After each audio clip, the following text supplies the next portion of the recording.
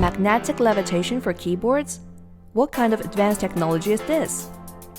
This time, NUA has once again developed a new structure, introducing their magnetic levitation keyboard, the Noland N1, available in Deep Space Island and Polar Ice Floe editions. Noland symbolizes floating in deep space or polar regions, merging the beauty of nature with the power of technology. Let's first look at the appearance. The Polar Ice Floe edition features highly challenging craftsmanship with multi-dimensional curved surfaces symbolizing the ocean, where every line seems to flow, giving the design a dynamic and powerful look. The Deep Space Island edition has an external structure that focuses primarily on the structural performance without much decoration. The front of the keyboard has a visual design, where through the tempered glass you can clearly see the internal Lucas magnetic levitation structure.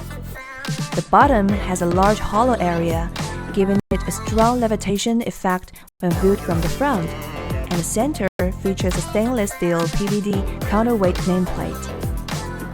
The Lucas magnetic levitation structure is NUA's innovation. The inner core, acting as a single independent unit, is pushed upwards by 4 permanent magnets. 6 elastic arms on both sides stabilize the magnetic field, keeping the inner core in a stable levitation state.